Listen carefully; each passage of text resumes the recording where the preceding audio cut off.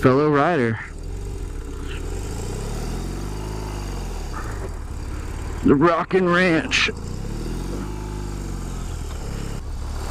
Look at that sunset. Texas sunset.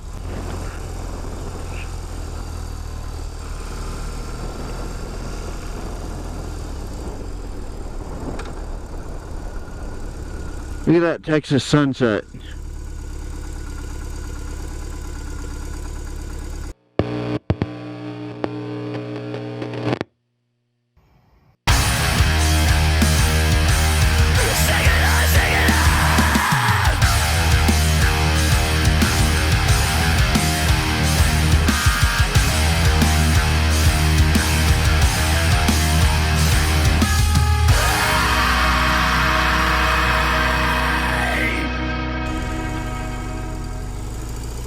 I feel bad for people that don't live in Texas.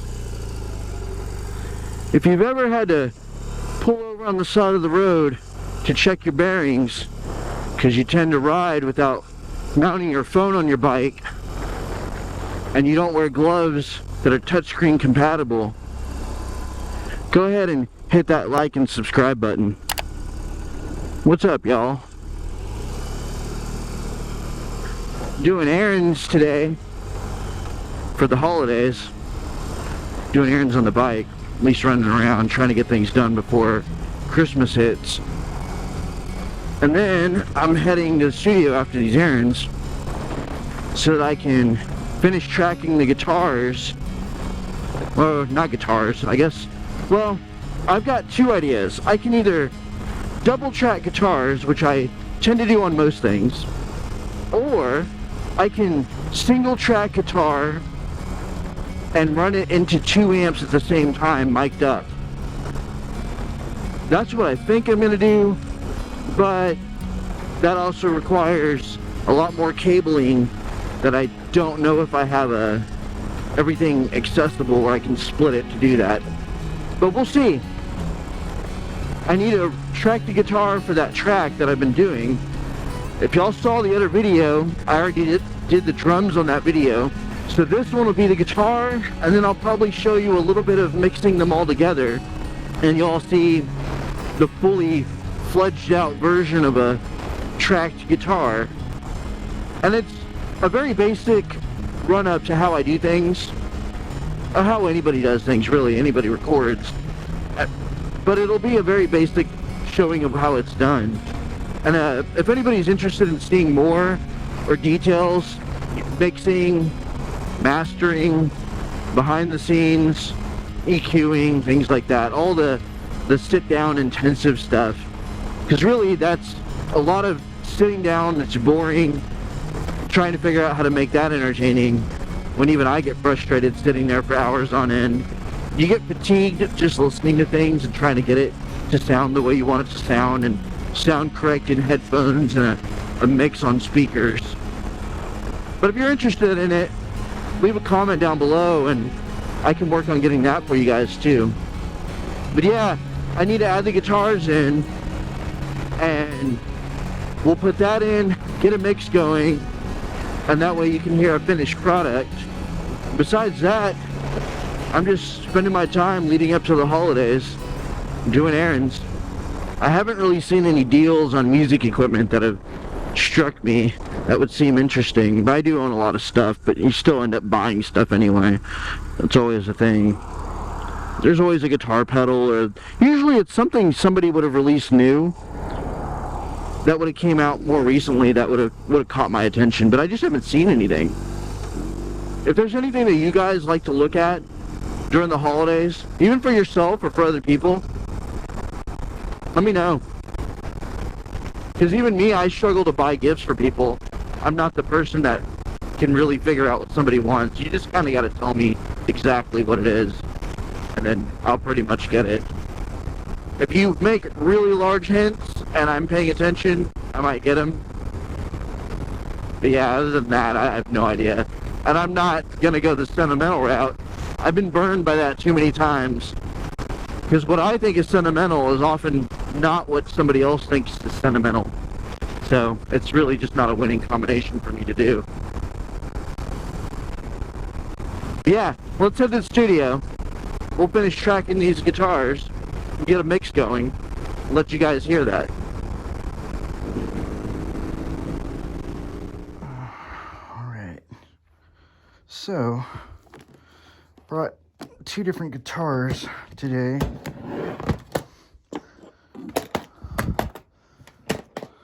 I'm gonna use. Don't know which one I'm gonna use yet. I'm gonna kind of see. I haven't played them in a while. So, Gibson ES359. I call them the twins because I have 2 of them. Long story short, started doing a string of shows promoting an album years ago. Had just gotten one of these guitars and immediately broke it when it was time to support the album. So quickly scrambled to buy a second one so I could kind of promote the album accurately, and the second one never sounded like the first one. But I ultimately kept both of them because by the time the first one got fixed, the second one broke. And I don't know if you can tell. So they both broke in the same place. Gibsons are kind of famous for breaking right here at the volute. And let's see if I can get to the light over here. You can see how it's broke. The other one's broke there too, but I had them professionally fixed. They work great now. They actually feel really good when I play them. But yeah, I really like these guitars. But yeah, I'm going to play one of these through my Marshall cab, 810, and my orange dual dark.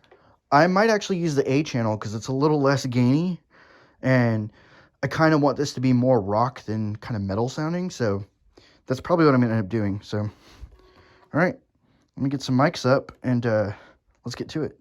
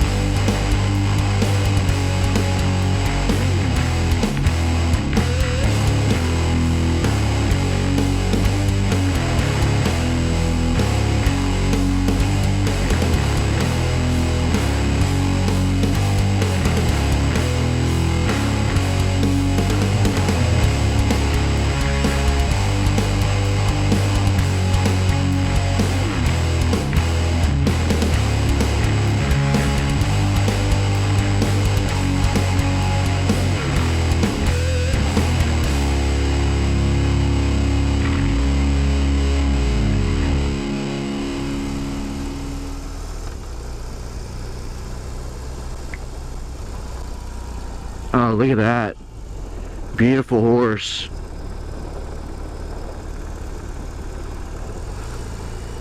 Alright guys, dad advice.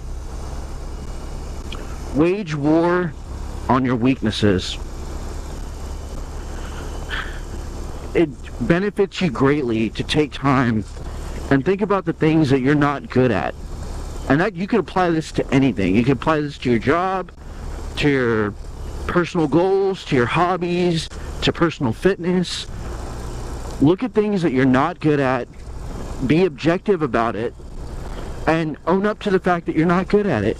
And it's not bad to acknowledge that you're not good at something. But acknowledging that you're not good at something and being able to look at it, tell yourself, I'm not good at this, and then wage war against it. Figure out ways to make yourself better at it. Learn something new. Start reading. Start working on that thing. If it's a fitness goal, you know, and you don't do legs, do legs. I know plenty of guys that play drums and they just don't do legs. And they only work on arms and abs, and they just want to kind of show off that side of them. And then they got these skinny chicken legs. Like, it's ridiculous. Like, work on your legs. Wage war on your weakness. It'll only make you better.